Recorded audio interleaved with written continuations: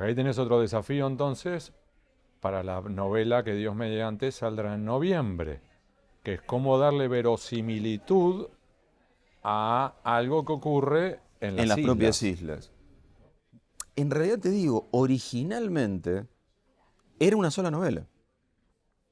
Los personajes de Buenos Aires y esos soldados que arrancaban en Buenos Aires y se iban a las Malvinas.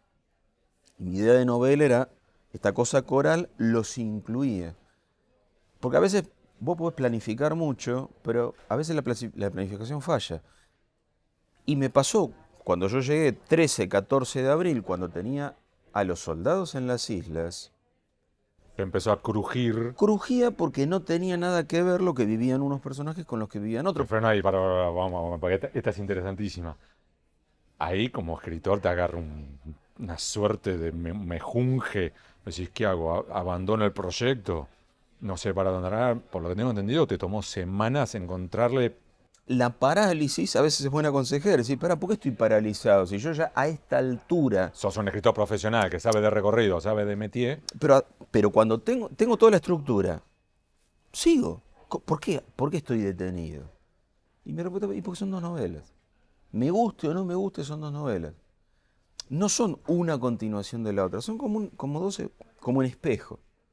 Entonces, dije, esta es la novela de los de Buenos Aires, Demasiado lejos. y cuando terminé, el último día, o sea, capítulo final de Demasiado Lejos, al día siguiente ya estaba escribiendo de regreso el 2 de abril, pero no desde la mirada de una madre que despierta a sus hijos con la radio a todo volumen porque Argentina desembarcó en Malvinas, sino con uno de esos hijos que fue soldado conscripto el año anterior y es despertado por su madre con el volumen a todo lo que da.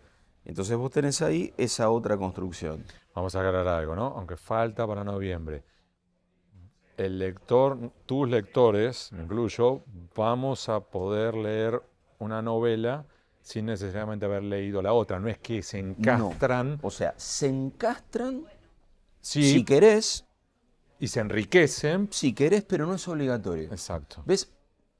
Por respeto al lector. Porque yo me siento como lector, te digo esto. Cuando yo leo una novela, entiendo que tiene que ser un universo cerrado en sí mismo. No me termines la novela anunciándome que para Continuará. que entienda, claro, no me pongas un continuará. Para mí la literatura funciona de otro modo. Pero para te freno, porque Carlos Ruiz Zafón, escritor barcelonés, que escribe la tetralogía, Sí, cada una de esas novelas se podía leer por separado, las podías leer en cualquier orden, pero a su vez, si vos leías las cuatro, se enriquecían mutuamente. sí. En este caso, podría ocurrir que quien empiece leyendo la novela que saldrá en noviembre, perfectamente después puede sentirse invitado a leer demasiado lejos, que es la que estás ahora Sí. impulsando, y no es que se pierde algo. Ojalá que suceda, Hugo. O sea, me encantaría que pase eso. Porque eso hablaría de el lector sintió placer, le gustó, se sintió estimulado. Entonces va a ir a buscar la otra novela. Si pasa eso está bárbaro, pero si no pasa está bien también. O sea, que cada novela se baste por sí misma. Ab- La segunda sí es absolutamente bélica. Es absolutamente bélica porque son Lo que pasa tre- allá, tres conscriptos, un subteniente, un teniente, un mayor y algún otro suboficial en las islas. que otra vez optás por lo que vos definís como personitas, es decir, las personas en el terreno, no los que están en el último piso tomando decisiones macro, sino el que está. Es que la decisión esa, ¿sabes con qué tiene que ver, Hugo? Con que la mayoría de nosotros somos personitas. Y te diría casi que hasta los que se creen que son otra cosa, la mayor parte de su día son personitas. Personitas no en términos peyorativos, No, sino no, de. no. Yo me considero una personita, y no, Sí, no lo sí, digo en sí. términos peyorativos, sino tenemos ciertos intereses, ciertos deseos, ciertos horizontes, ciertas necesidades muy básicas. Eh, y vuelvo a lo que te respondía primero. O sea, yo la vida que, en el fondo, la vida que quiero entender es la mía. Y mi vida es la de una personita.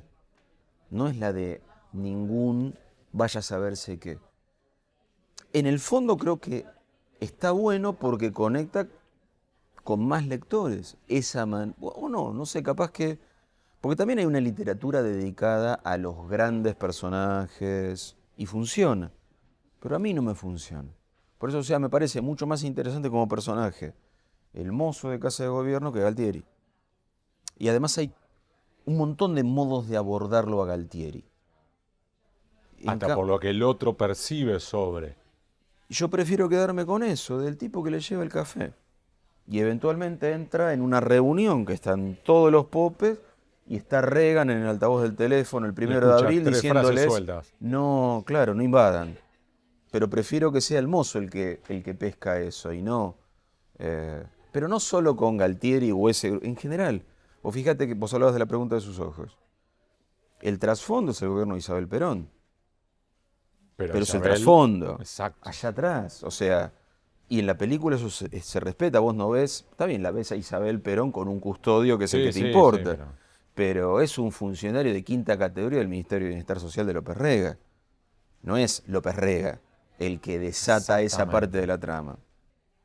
A la hora de elegir los nombres de esas personitas, Sí. Pérez Reverte me dijo que él coleccionaba los nombres. ¿Vos? Pero estás hablando de un tipo que encontró a la triste. Exactamente. ¡Qué envidia! ¡Qué envidia y qué agallas la de Pérez Reverte! Porque si yo no encuentro a la triste no me animo. Igual. Exactamente, me parece un poco mucho. Me parece un poco mucho, pero va Pérez Reverte, te lo pone... Pero vos, por ejemplo, a la hora de elegir a Carlos y Carlitos, porque podrías haber puesto Carlos y Tomás, o lo que fuere. Me gustaba... Bueno, eso es bastante de mi generación. Sí. Esos conscriptos son de mi generación. Todavía se usaba bastante esto de padre e hijo con el mismo nombre y el hijo anclado en el diminutivo. Fíjate que nosotros como padres no hemos tendido a hacer eso en general. Pero yo tengo varios amigos cuyos padres... Entonces me parecía interesante como pintura de época casi, que además te obliga de cierta manera.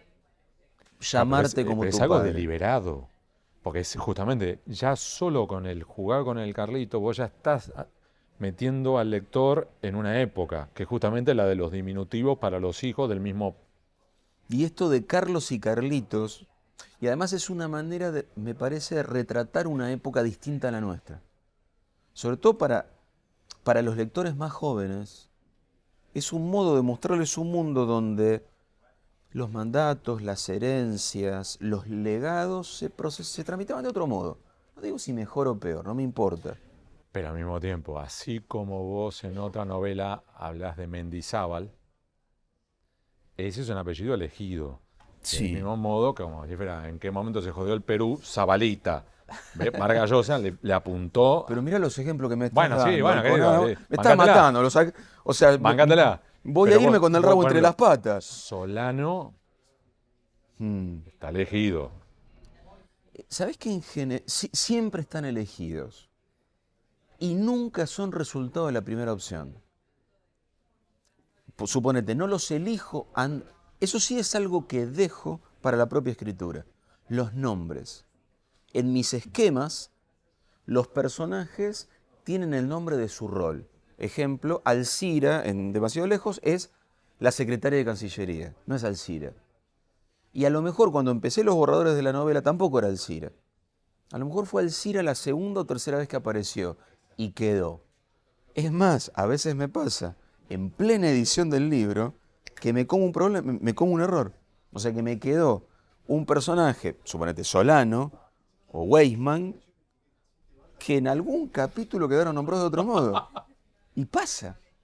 Y como encima yo estoy leyendo en la corrección, pero estoy atento a otras cosas, me ha pasado de que queda impreso. Y en la segunda edición, que por suerte vos tenés muchas ediciones, ¡ay! Corrijamos.